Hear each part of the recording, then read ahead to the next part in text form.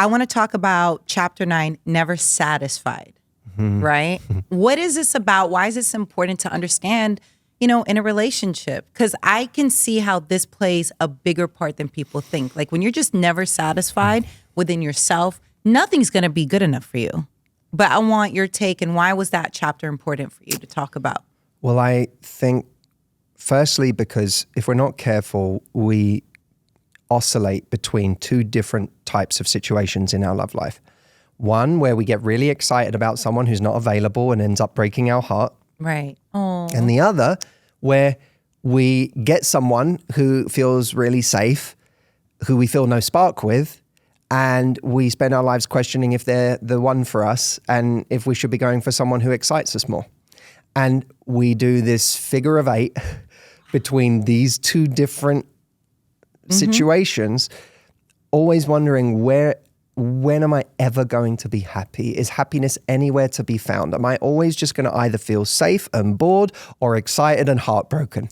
Goodness. That's what I meant when I wrote the chapter Never Satisfied. Right. And the way that I start this, like answering that conundrum, is by saying to people, let's start with why we keep going for people who hurt us.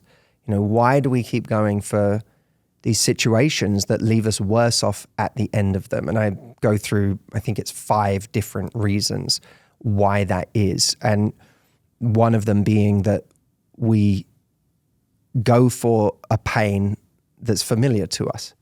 What kind of pain are we used to? If we're used to hot and cold love, right?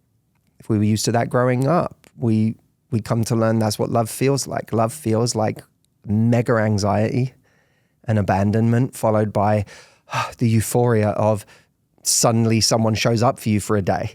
Right. And that feels amazing. And you think, oh, this is it. This is like when you feel it. And especially, our nervous system got trained at an early time in our life to respond to certain things. If your nervous system is trained to respond to that hot and cold energy, then now all of a sudden you're 25, someone doesn't text you for 5 days, and it feels important because you feel anxious and you feel like, oh my God, I can't eat, I can't sleep, I can't do anything. I'm just thinking about this person. And that anxiety, you start to think of it as something else. You're like, oh, maybe that's chemistry. Maybe that's passion. Maybe that's like important. Maybe this is a sign of how much this person means to me already. Right. And then that person texts you on day 6. You get that text and it's like a drug. Right. Oh my God, they were thinking of me.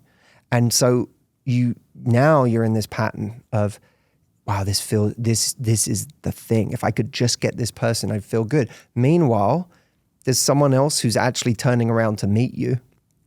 There's someone who's actually on a date with you, who's spending less time trying to impress you because they're actually interested in you. So they're actually asking you questions. Right. And checking in with you and seeing what you're all about and what your dreams are and who you are as a person and showing interest. And after the date, they're saying, I had a really good time. Do you want to do something tomorrow night?